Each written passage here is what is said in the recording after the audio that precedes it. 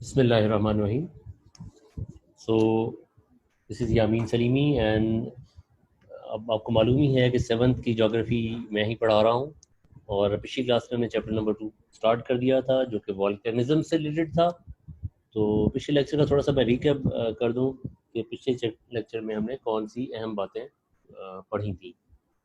तो जिस तरह वॉल्केनिज्म आपको बताया था कि वॉल्केनिज्म क्या डिस्क्राइब करता है, सारी चीज़ें related with the discharge of magma. जो मैग्मा डिस्चार्ज होता है फ्रॉम इरप्ट होता है वॉल्केनोज से, वो उसकी स्टडी को वॉल्केनिज्म कहते हैं। और वॉल्केनोज क्या हैं? वॉल्केनोज आपको बताया वॉल्केनो जिस तरह different kinds of land forms हैं, जिस तरह basic types of land form है माउंटेन्स, प्लेटोज और प्लेन्स। तो volcano is also a kind of land form जो कि माउंटेन शेप में है। और वॉल्केनो से मोल्टन रॉक निकलती हैं जिसको हमने मैग्मा का नाम दिया, और गैसेस इरप्ट होती हैं। एक वीक ओपनिंग क्रस्ट से, एक वीक ओपनिंग है वहाँ से वॉल्केनोज से मैग्मा और लावा इरप्ट होता है। मैग्मा और लावा का डिफरेंस आपको बता दें, मैग्मा और लावा में सिर्फ और सिर्फ यही फ़र्क है, दोनों मोल्टन रॉक्स हैं। जब तक वो मटेरियल विस्कस गाढ़ा सा मटेरियल इनसाइड द वॉल्केनो है, inside the surface of the earth है, उसे हमने मैग्मा का नाम दिया। जैसे ही वो इरप्ट होके सरफेस ऑफ द अर्थ पे आ गया, आउटसाइड द वॉल्केनो वो आ गया, तो उसे हमने लावा कह दिया। तो मैग्मा और लावा में सिर्फ इतना सा फ़र्क है। और फिर आपको ये भी बताया था कि ज़्यादातर जो वॉल्केनोज हैं उनकी लोकेशन क्या है, वो प्लेट बाउंड्रीज, जो कि हमने पिछले चैप्टर में भी बड़ी डिटेल से आपको बताया, प्लेट बाउंड्रीज की, प्लेट टेक्टोनिक्स की जो बाउंड्रीज हैं वहाँ वॉल्केनोज लोकेटेड हैं, और इरप्शन भी ज़्यादातर वहीं है। फिर ना सिर्फ वॉल्केनोज ना सिर्फ ज़मीन पर हैं बल्कि समंदर में भी वॉल्केनोज हैं। इनकी डिफरेंट साइज़ होते हैं, डिफरेंट शेप्स होती हैं। इसी तरह आपको बताया गया कि एसिडिक और बेसिक लावा में क्या डिफरेंस है। इसमें भी बहुत मामूली सा डिफरेंस है। जो बेसिक लावा है उसमें सिलिका जो एक मिनरल है उसका कंटेंट कम है, जिसकी वजह से वो कम गाढ़ा है, और कम गाढ़ा होने की वजह से वो बहुत तेज़ी से फ्लो करता है। इसी तरह एसिडिक लावा में सिलिकन का कंटेंट ज़्यादा है, इसलिए वो गाढ़ा भी है, और जब गाढ़ा होगा तो वो फ्लो भी स्लोली फ्लो करेगा, बहुत आहिस्ता से मूव करेगा, क्योंकि जितना मटेरियल गाढ़ा हो जाएगा उतनी इसकी मूवमेंट स्लो हो जाएगी। फिर आपको पिछली क्लास में जो जिस तरह हमने आपको टाइप्स ऑफ वॉल्केनोज हैं, टाइप्स ऑफ वॉल्केनोज बताए, 3 इंपॉर्टेंट टाइप्स ऑफ वॉल्केनोज हैं। एक तो एक्टिव वॉल्केनोज, फिर डॉर्मेंट वॉल्केनोज, और फिर एक्सटिंक्ट वॉल्केनोज। एक्टिव वॉल्केनोज कौन से हैं? जिसमें से लावा से रिसेंट एरप्शन भी हुई है और इरप्ट होता रहता है वक्तन फवक्तन। और इसी तरह एक्टिव वॉल्केनोज ज़्यादातर पैसिफिक प्लेट के अराउंड हैं, जो कि आपको बताया गया था कि सबसे लार्जेस्ट टेक्टोनिक प्लेट है। फिर जो दूसरी अहम किस्म है वॉल्केनोज की, वो है डॉर्मेंट वॉल्केनोज। डॉर्मेंट वॉल्केनोज यूँ समझ लें सोए हुए हैं वॉल्केनोज। जो बंदा सोया होता है वो कभी भी जाग सकता है। तो ये जो है, इनमें से लावा रिसेंट टाइम में तो इरप्ट नहीं हुआ, लेकिन there is a strong possibility कि लावा फिर से इरप्ट होगा। इसी तरह जो थर्ड टाइप है वो है एक्सटिंक्ट वॉल्केनोज। एक्सटिंक्ट वॉल्केनोज कौन? वो हैं जिनमें से थाउजेंड्स ईयर्स पहले कभी लावा इरप्ट हुआ था, लेकिन अब ये बिल्कुल पॉसिबिलिटी नहीं है, चांसेस नहीं है कि लावा उन वॉल्केनो से अब इरप्ट होगा। तो उन्हें कहते हैं एक्सटिंक्ट वॉल्केनोज। तो ये था पिछली क्लासेस का खुलासा, समरी। आइए स्टार्ट करते हैं आज वॉल्केनिज्म के हवाले से चैप्टर नंबर 2 का सेकंड लेक्चर। और अगेन जिस तरह हमने टाइप्स ऑफ वॉल्केनोज आपको 3 बताई, इसी तरह types of volcanoes shape wise भी हैं। जिस तरह मैंने अभी आपको लेक्चर स्टार्ट में बताया कि वॉल्केनोज की डिफरेंट डिफरेंट शेप्स भी होती हैं। तो ये हम 3 टाइप्स ऑफ वॉल्केनोज भी पढ़ेंगे आज अकॉर्डिंग टू शेप्स। तो 3 इंपॉर्टेंट टाइप्स हैं वॉल्केनोज की अकॉर्डिंग टू शेप। तो पहली वॉल्केनो की जो टाइप है वो है शील्ड वॉल्केनोज। शील्ड वॉल्केनोज कुछ तो आपको दे रहा है, नेम से ही सजेस्ट करता है कि शील्ड वॉल्केनोज कैसे होंगे। तो shield volcanoes are gentle slopes broad volcanoes formed by solidified lava flows। Shield, आपने वो शायद पुलिस वालों के पास देखी हो एक शील्ड, वो प्लेटो शेप की होती है। तो प्लेटो शेप के होते हैं शील्ड वॉल्केनोज, ठीक है, जिसमें, और आपको मालूम है प्लेटो में जो स्लोप है वो बहुत ज़्यादा स्टीप नहीं होता है, स्लोप जेंटल होता है, ठीक है। और during eruption lava spreads widely and thinly due to its low viscosity और produce a shape of shield और फ्लैट फ्लैट डोम्स। ये गुंबद जैसी भी आपने शेप देखी होगी, गुंबद जैसी शेप भी कह सकते हैं, शील्ड वॉल्केनोज हैं, डोम शेप्ड वॉल्केनोज भी कह सकते हैं। क्यों है? जब इरप्शन होती है तो जो लावा है, इसमें से जो लावा निकलता है वो कम गाढ़ा है, लो विस्कोसिटी, कम गाढ़ा होने की वजह से, जैसे अब ये भी आपको बताया, जो कम गाढ़ा लावा होता है वो बहुत ज़्यादा जगह पर फैल जाता है, तेज़ी से फ्लो करता है। तो ये जो लावा है ये बहुत वसी अरीज वसी और अरीज इलाके में फैल जाता है, जिसकी वजह से इसकी इस तरह की शेप बन जाती है, जिस फ्लैट शेप कह लें, डोम शेप कह लें, तो इस तरह शील्ड वॉल्केनोज बनते हैं। और एक एग्जांपल जो हवाई आइलैंड्स, जो कि हवाई one of the state of USA, वह मोना लोआ। मोना लोआ मोना लोआ is one of the example of shield volcanoes. हवाई में बहुत सारे वॉल्केनोज हैं, एक्टिव वॉल्केनोज हैं। और जो हवाई है आइलैंड्स, वो उनकी जो फॉर्मेशन है वो ड्यू टू वॉल्केनोज ही है।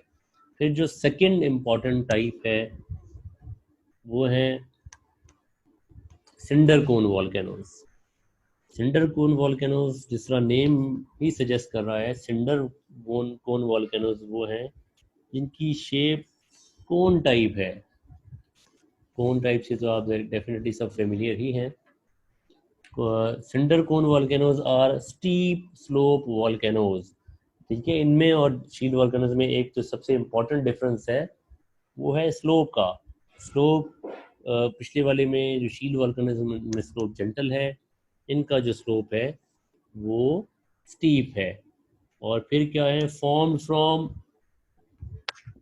pyroclastic fragments and lava ejected from a single central vent of a volcano। ये पायरोक्लास्टिक फ्रेगमेंट्स के बारे में भी आपको पिछले लेक्चर में बताया गया था कि पायरोक्लास्टिक फ्रेगमेंट किसे हम कहते हैं। पायरो, जैसा आपने कहा, पायरो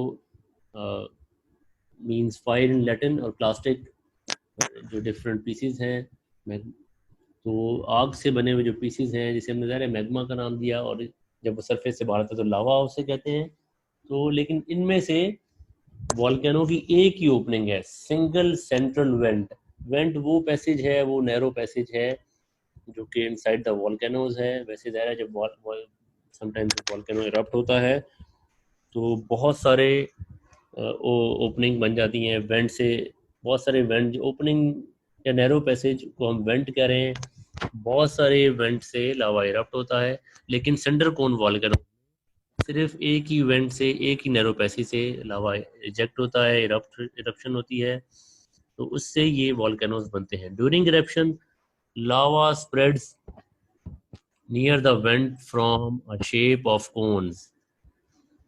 तो जैसे ही लावा, सिर्फ सिंगल नैरो पैसेज था जिसे हमने वेंट कहा, उससे जब लावा इरप्ट होता है तो लावा जो है वो बिल्कुल आस पास ही सॉलिडिफाई हो जाता है, तो जिसकी वजह से जो शेप है वो कोन टाइप शेप बनती है। इसकी एग्जांपल है cinder cone volcano Mexico, which is one of the North American country.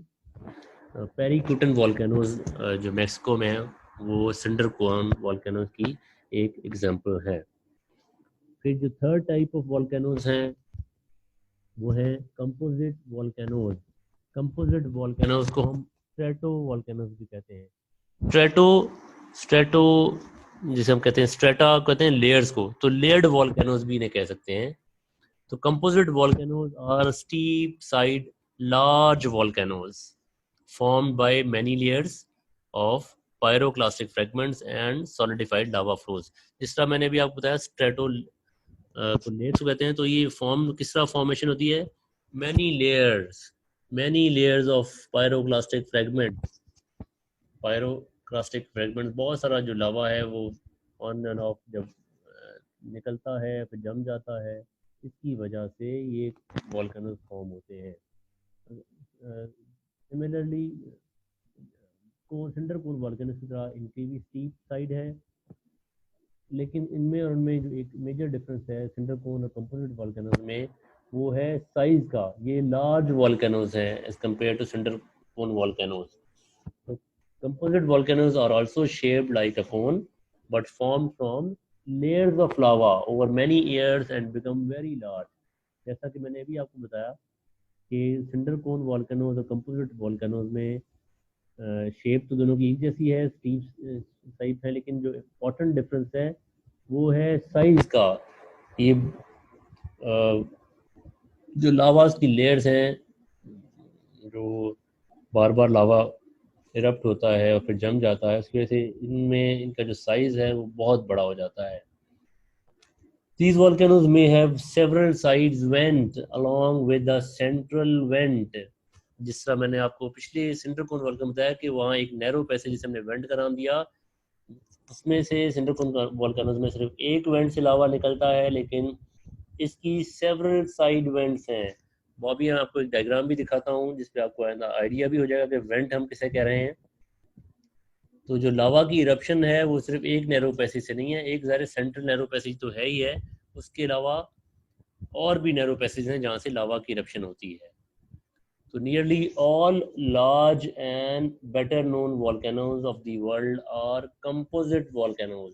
दुनिया में जितने भी अहम और फेमस वॉल्केनोज हैं और बड़े वॉल्केनोज हैं, वो सारे के सारे कंपोजिट वॉल्केनोज हैं ऑलमोस्ट। फॉर एग्जांपल आपने माउंट जो फूजी है जापान में, उसका बहुत ज़्यादा नाम अक्सर और फ्रीक्वेंट सुनने में आपको मिलता है कि माउंट फूजी जापान का एक फेमस वॉल्केनोज है। फिर माउंट कोटोपेक्सी इक्वाडोर में है, इक्वाडोर सेंट्रल अमेरिका कंट्री। फिर माउंट एटना इटली में एक फेमस वॉल्केनोज है। तो ये माउंट एटना जो है इटली, यूरोप में तकरीबन एक ही जो प्रोमिनेंट वॉल्केनो है वो माउंट एटना यानी कि इटली में है।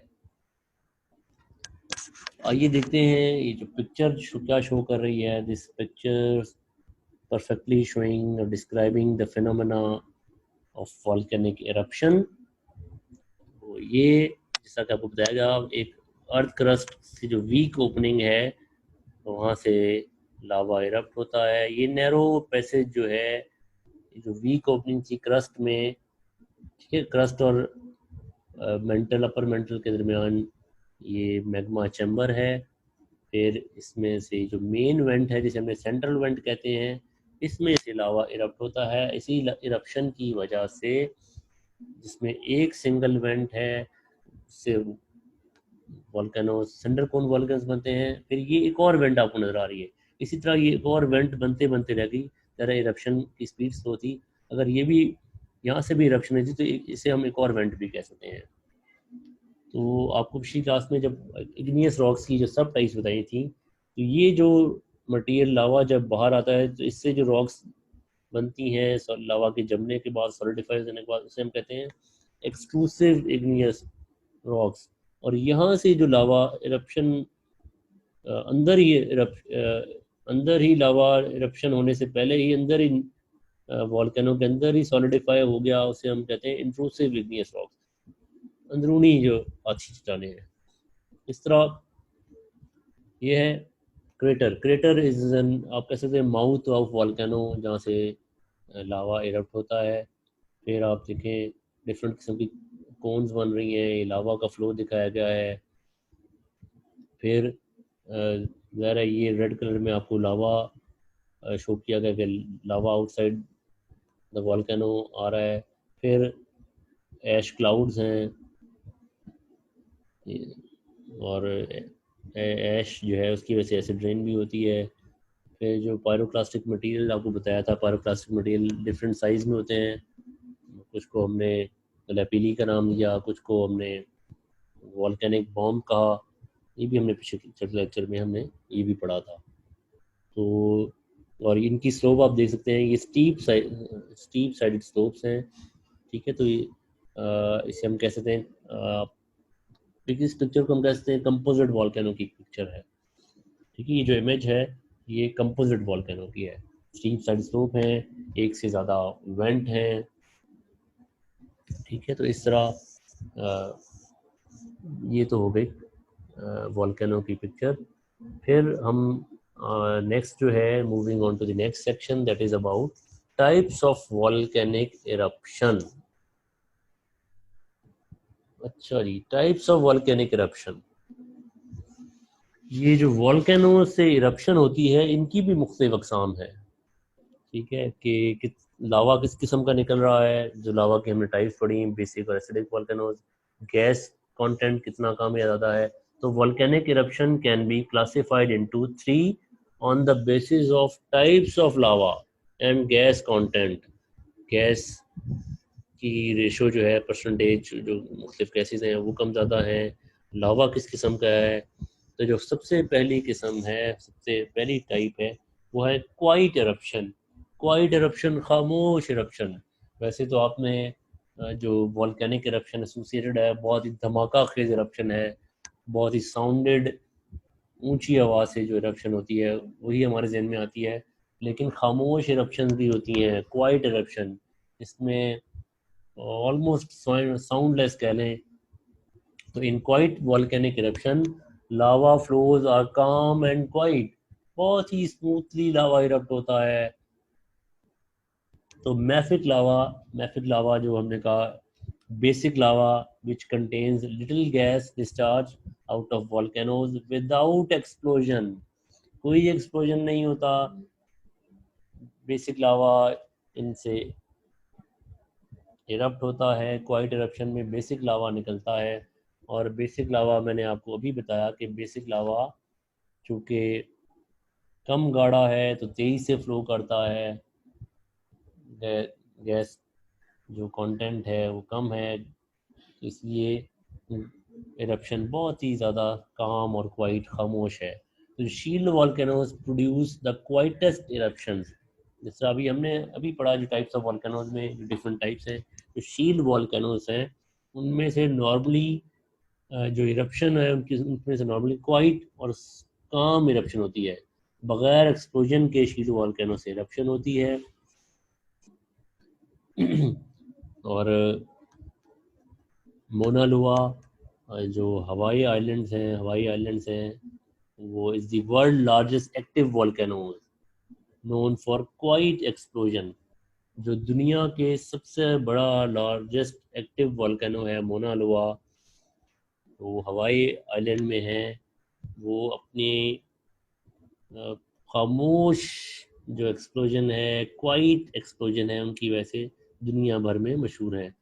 तो जो सबसे बड़े वॉल्केनोज हैं, one of the largest volcanoes, वो लार्जेस्ट वॉल्केनोज, उनमें से जो इरप्शन है बहुत स्मूथली विदाउट एक्सप्लोजन होती है।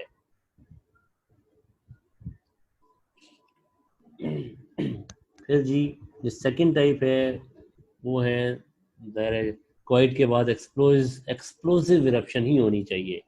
तो और जो वॉल्केनोज हैं वो इसी वजह से फेमस भी हैं कि इनमें से इरप्शन जो है वो बहुत, हमारे घर में फ़ौरन आता है कि जी बहुत ही धमाके खेज इरप्शन वहाँ से होती है। तो जो एक्सप्लोसिव इरप्शन है, in in explosive eruption ash and cinder is send sent up high into the atmosphere forming a plume.